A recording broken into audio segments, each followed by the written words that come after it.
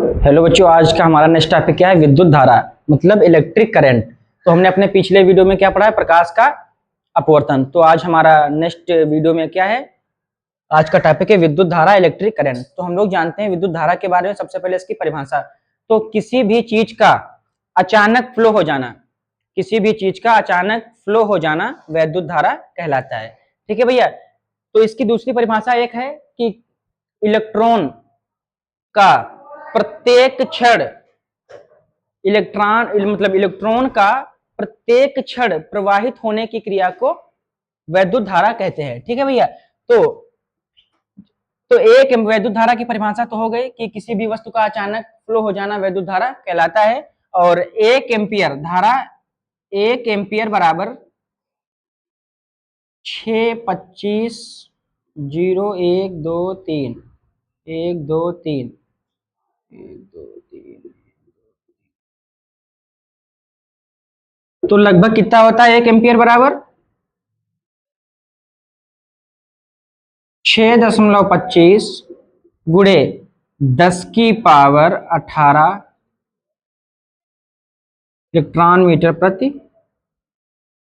Electron प्रति second. ठीक है भैया, इलेक्ट्रॉन प्रति सेकेंड। तो ये हमारा होता है 1 एम्पियर बराबर। तो भैया आप लोगों ने सुना होगा जब 440 वोल्ट का झटका लगता है तो यही वो धारा है 1 एम्पियर। सोचो अगर यहाँ पे 2 एम्पियर तो इसका डबल 3 एम्पियर, तो 3 बार। तो यही है जो 440 वोल्ट का झटका लगता है, यही हमारी कौन धारा है? वैद्युत धारा। अब हम वैद्युत धारा के बारे में ये भैया जानेंगे कि यहाँ पे हमारी दो स्थितियां हैं। तो नंबर एक है जो करंट को रोकता है। तो नंबर एक क्या है भैया? जो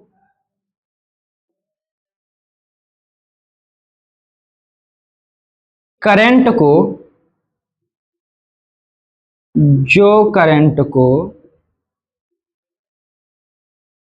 रोकता है। और नंबर दो, जो करंट को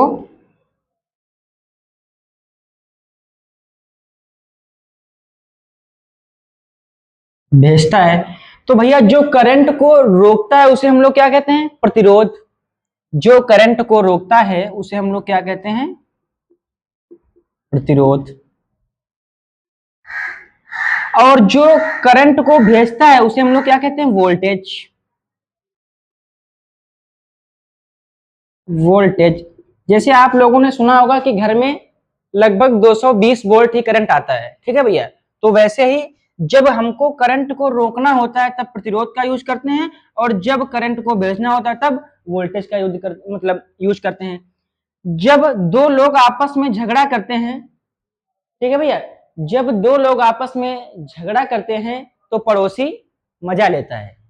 तो यहाँ पे हम लोग ये कॉन्सेप्ट से समझेंगे कि धारा को रोकना और भेजने की क्रिया को। जब दो लोग आपस में क्या करते हैं? जब दो लोग आपस में लड़ते हैं तो तीसरा व्यक्ति कोई मजा लेता है। ठीक है भैया। तो यहाँ पे जब प्रतिरोध और वोल्टेज आपस में क्या करते हैं? लड़ते हैं। तब इलेक्ट्रॉन क्या करता है? मौज लेता है। इलेक्ट्रॉन क्या लेता है? मजा लेता है। ठीक है भैया। तो देखो प्रतिरोध और वोल्टेज का क्या हो रहा है? झगड़ा। इलेक्ट्रॉन क्या कर रहा है? मौज ले रहा है। तो ये भैया हमारा विद्युत धारा का एक मेन प्रोसेस है। ठीक है। इस प्रकार हमारी विद्युत धारा का निर्वहन होता है। तो जैसे अब इसके हम कुछ क्या जानेंगे? एग्जाम्पल। तो एग्जाम्पल जानने से, जैसे हमारा नंबर एक है टंगस्टन। तो हमारा जैसे नंबर एक एग्जाम्पल क्या है भैया? टंगस्टन।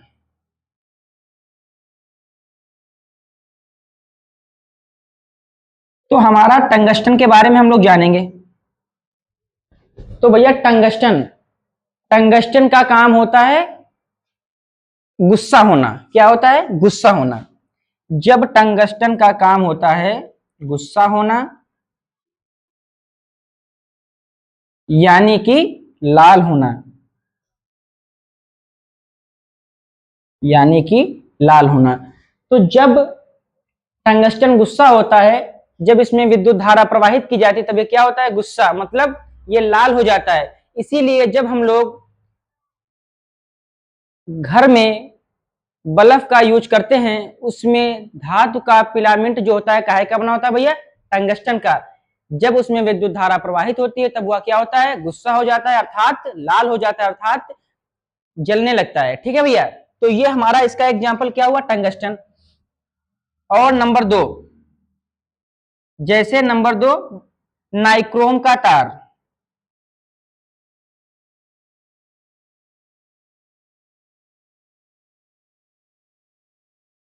नाइक्रोम का तार, तो भैया नाइक्रोम का जो तार है इसका काम भी क्या होता है? गुस्सा होना। जब इसमें विद्युत धारा प्रवाहित की जाती है तब यह क्या हो जाता है भैया? गुस्सा हो जाता है। नाइक्रोम के तार का भी काम है गुस्सा होना, क्योंकि जब इसमें वैद्युत धारा प्रवाहित की जाती है तब यह क्या हो जाता है? लाल हो जाता है। अब हमारा तीसरा एग्जाम्पल ये है भैया, जैसे तीसरा एग्जाम्पल ये है कि कापर का तार। तो हमारा तीसरा एग्जाम्पल ये है भैया, कापर का तार। जब कापर के तार में वैद्युत धारा प्रवाहित मतलब विद्युत धारा जब प्रवाहित की जाती है तब कापर नाचने लगता है। क्या करने लगता है? नाचने लगता है। तो भैया नाचने का मतलब समझ रहे हो क्या होता है? आप लोगों ने घरों में बिजली के पंखों को देखा होगा, जब उसमें वैद्युत धारा प्रवाहित की जाती है तो नाचने का अर्थात मतलब घूमने लगते हैं। तो यही कॉन्सेप्ट हम याद करेंगे, जैसे नाचना। जैसे आजकल के बच्चे हैं उनको ऐसे नहीं समझ में आता है, तो उनके समझाने के लिए हमारा तरीका क्या है? उनको नचाओ पहले। जैसे कापर का तार है, अगर कापर के तार को आप लोग नचवाओगे तो उससे आप लोगों को ये पता चलेगा, जब कापर के तार में विद्युत धारा प्रवाहित की जाती है तब वो घूमने लगता है, यानी कि पंखा चलने लगता है। ठीक है भाई, ये हमारे विद्युत धारा के क्या हो गए? एग्जाम्पल। तो यही हमारा विद्युत धारा का कॉन्सेप्ट है। और अब हम लोग जानते हैं कि फेज एंड नेचुरल का, काहे का? फेज एंड नेचुरल का।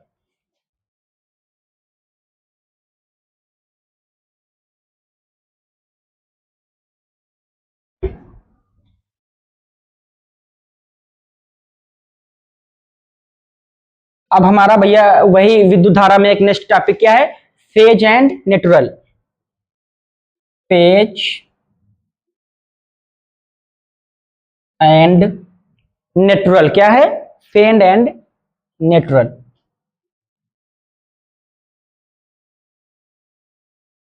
तो भैया इस कॉन्सेप्ट को हम लोग कैसे जानेंगे? जैसे कि आप लोगों ने घरों में बिजली के तारों को देखा होगा, जब आप कोई बोर्ड लगाते हैं या पंखा लगाते हैं तो उसमें आप लोग डोरी का यूज करते हैं या कोई तार का यूज करते हैं। तो हम लोग उस तार के बारे में आज जान लेते हैं कि उसका मेन प्रोसेस होता क्या है। देखो भैया, जो जब आप कोई तार या कोई केबल या किसी का भी यूज करते हैं उसमें दो तार होते हैं, एक होता है फेस और एक क्या होता है?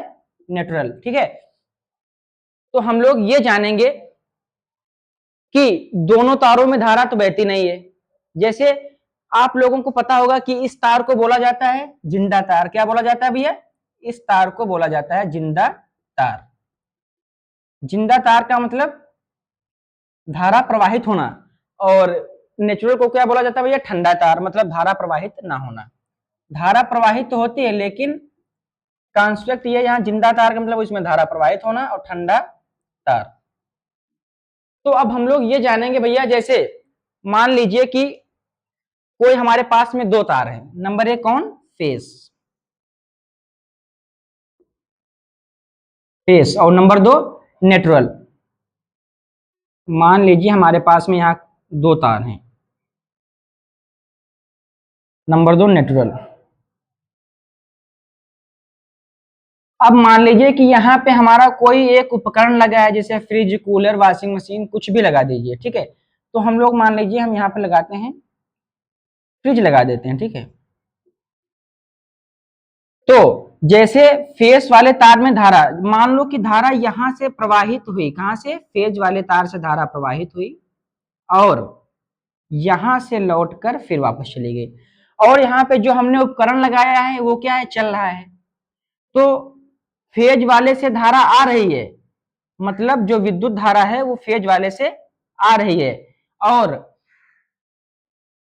जो हमारा उपकरण लगा है उसको करंट देते हुए कहाँ, न्यूट्रल से कहाँ, वापस आ रही है। तो यही भैया, जैसे आप लोग देखा होगा कि अगर मान लो कि यहाँ पे कोई फॉल्ट हो जाता है, जैसे विद्युत धारा यहाँ की बजाय यहाँ जाने लगती है, तो कोई जो हमारे उपकरण लगे होते हैं जैसे फ्रिज, कूलर, वॉशिंग मशीन, उसमें करंट आने लगता है। तो इसका यही रीजन है कि अगर यहाँ पे मान लीजिए कोई अगर शॉर्ट कुछ हो जाता है, तो जो हम यहाँ पे उपकरण लगाया है उसमें क्या लगता है, करंट। तो उसी करंट को लगाने के लिए हम लोग नीचे क्या लगाते हैं, अर्थिंग। क्या लगाते हैं, अर्थ, जिसको बोलते हैं अर्थ तार या अर्थिंग, ठीक है, अर्थ तार को या अर्थिंग जमीन के अंदर लगाते हैं, ठीक है भैया। तो अब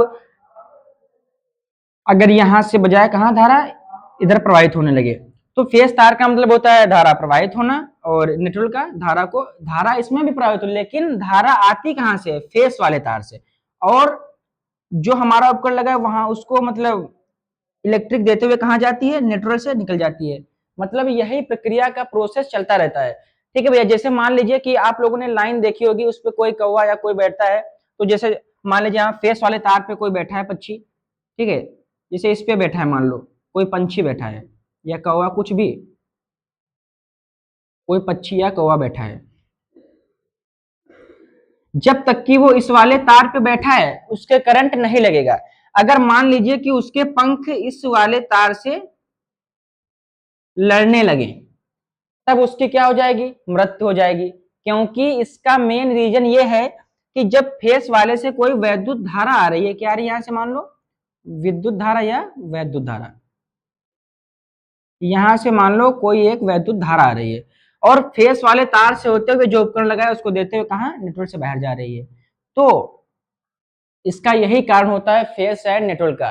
तो आज आप लोग समझ गए होंगे कि फेस और नेटवर्क और वैद्युत धारा के बारे में, ठीक है भैया। हम आशा करते हैं कि आप लोगों को समझ में आया होगा, ठीक है। तब तक के लिए धन्यवाद, फिर मिलेंगे।